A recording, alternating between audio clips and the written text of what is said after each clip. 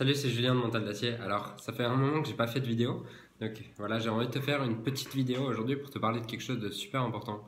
Te parler de quelque chose qui est souvent inconscient chez les gens, mais qui détermine énormément de choses dans leur état émotionnel, dans leur concentration, dans leur niveau de jeu et dans leur confiance en soi.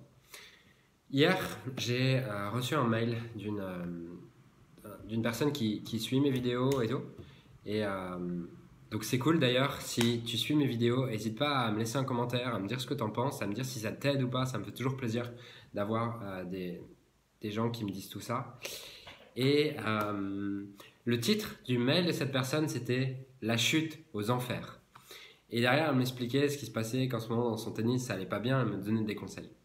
Et ça m'a fait rebondir sur cette vidéo qui est la puissance des mots.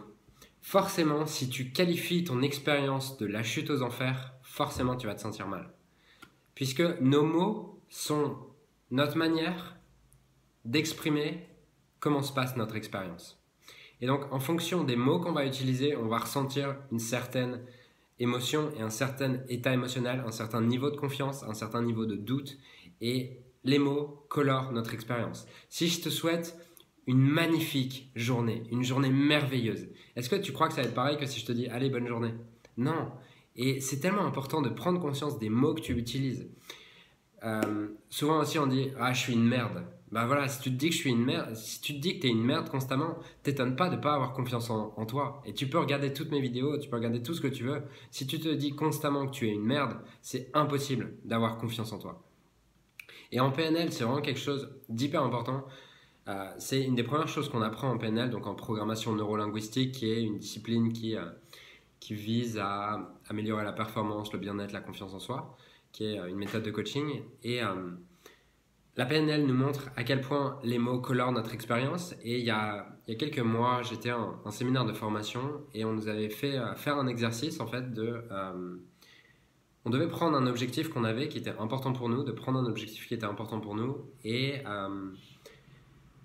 on devait tout simplement essayer de mettre différents mots derrière cet objectif. Par exemple, on nous faisait dire j'aime atteindre cet objectif, ou alors je veux atteindre cet objectif, ou alors je peux atteindre cet objectif, ou alors je vais atteindre cet objectif.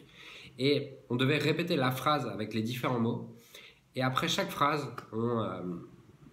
on devait évaluer notre niveau de confiance dans l'atteinte de cet objectif en fonction du mot qu'on avait employé.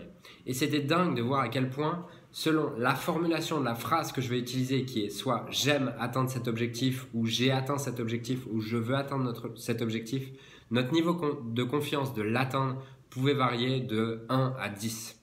Et c'est vraiment important de comprendre ça, puisque là, c'est juste un mot dans une phrase. Un mot qui va juste colorer la phrase. Mais si constamment tu te dis « je suis une merde, je sens rien en revers, je suis nul en revers », j'ai vraiment un revers de merde, je suis incapable de mettre une balle dans le cours. Si tu te dis je suis incapable de mettre une balle dans le cours, t'étonne pas derrière que ton expérience ressemble à ce que tu viens de décrire. Puisqu'on vit pas le monde, on voit pas le monde tel qu'il est, on le voit à travers notre prisme de la réalité, à travers nos perceptions, et ces perceptions sont conditionnées par les mots qu'on emploie pour décrire notre expérience. Donc ce que je t'invite à faire à l'issue de cette vidéo, c'est vraiment commencer à mettre de la conscience sur les mots que tu utilises. Quand tu t'entraînes par exemple, observe ton dialogue intérieur, observe ce dialogue et demande-toi constamment comment est-ce que je peux peut-être utiliser des mots qui me mettent plus en énergie, qui me donnent plus de pouvoir, qui m'aident davantage. Et c'est vraiment quelque chose qui peut, à terme, transformer ta confiance en toi. C'est pas quelque chose qui est magique. D'ailleurs, si tu me connais, tu sais que je ne crois pas aux choses magiques pour transformer la confiance ou pour maîtriser ses émotions, tout ça. C'est un travail qui prend du temps. Mais je te garantis que si tu mets de la conscience sur les mots, ça peut vraiment changer ta confiance. Et c'est quelque chose que j'utilise depuis, sur lequel j'essaie de mettre de la conscience depuis plus d'1 an. Et ça change mon expérience. Et je me rends compte qu'aujourd'hui encore, il y a des fois où j'utilise des mots qui ne me mettent pas dans l'énergie.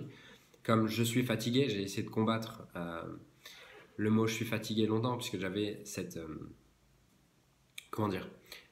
automatisme de dire je suis fatigué. Et rien qu'en disant ah tiens, j'ai besoin d'un petit peu de repos de 10 minutes, plutôt que de dire je suis fatigué, ça change totalement mon expérience et encore plus les mots que tu mets derrière je suis. Puisque tout ce que tu mets derrière je suis, tu le deviens. Puisque c'est attaché à ton identité. Et ton identité, c'est ce qui est au-dessus de toutes tes croyances, au-dessus de tous tes comportements. Et ton identité conditionne toute ton expérience au quotidien. Donc ce que je t'invite à faire, c'est vraiment mettre de la conscience sur les mots que tu utilises. Si cette vidéo t'a plu, je t'invite à aller plus loin encore. Et si tu ne l'as pas encore fait, à télécharger la série de 4 vidéos dans laquelle je t'explique comment gagner 2 à 4 classements en une saison. Le lien est sous cette vidéo, tu peux le télécharger maintenant. Tu peux également, je t'invite aussi également à mettre un petit pouce sur le bouton j'aime si tu as aimé. Et dis-moi en commentaire ce que tu as pensé de cette vidéo, si cela t'aide. Et moi, je te dis à très bientôt pour une prochaine vidéo. Si tu penses aussi que ça peut aider quelqu'un autour de toi, partage cette vidéo et à très vite.